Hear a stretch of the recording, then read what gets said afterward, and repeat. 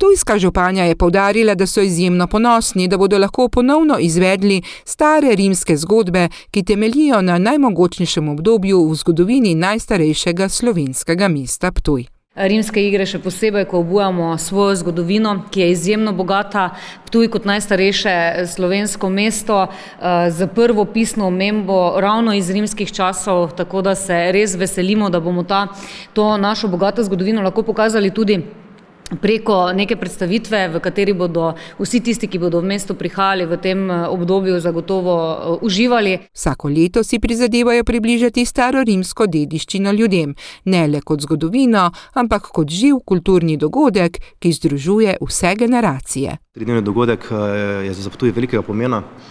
Prinaša tako, bom rekel, multiplikacijske turistične učinke in pa seveda privablja v mesto Ptujčane in pa seveda tudi prebivalce od drugod. Mesto zasedejo gladiatorji, legionarji, senatorji, vestalke in ostali Rimljani, ki v 3-dnevnem dogajanju predstavijo življenje in običaje v starem Rimu. Za najmlajše obiskovalce bodo pripravili ustvarjalne otroške delavnice. Za nas je tista skoraj najpomembnejša je povorka po mestnih ulicah Ptuja in pa predstavitev skupin na mestni tržnici in tista čarobnost, ko se praktično 800 Rimljanov nekako razlije po mestnih ulicah in tukaj je res eno od takih lepih dogodkov tudi za enodnevne obiskovalce in opažamo, da nas seveda prihajajo v vedno večjem številu tudi pogledati.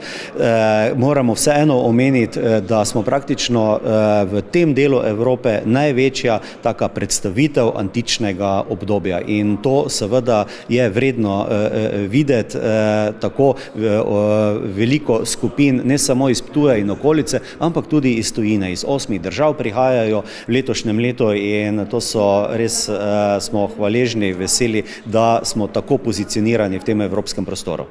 In iz katerih držav prihajajo? Vse naše sosednje države v tem, potem pa je še tukaj Bosna in Hercegovina, Srbija in letos prvič Romunija in Bolgarija.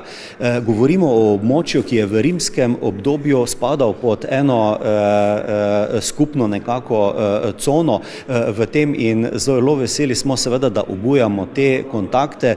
Iz vseh mest, ki prihajajo, smo pred 2000 leti imeli že intenzivne kontakte in povezovanje.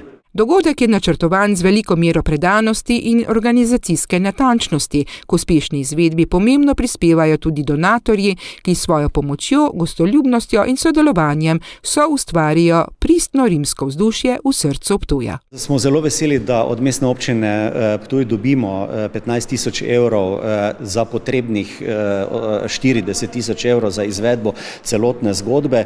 Enostavno bi bili veseli, če bi sponzorjev in donatorjev bilo več, ampak skozi vse leto nekako se trudimo in tudi pridobivamo preko našega društva nekako finančna sredstva, da lahko izvedemo te rimske igre in na tem moramo biti enostavno, kot sem povedal, že kar inovativni in kreativni, za uskladitev vsega tega, zato tudi smo zelo previdni pri samih širitvah programa in vsega, ker ti hitro bi nam lahko stroški pobegnili. Vsi, ki si želite doživeti zgodovino na edinstven in živahen način, ste že zdaj vabljeni, da prihodnji konec tedna obiščete Ptuj, ko bo rimski Poetovio še enkrat zaživel v vsej svoji mogočnosti.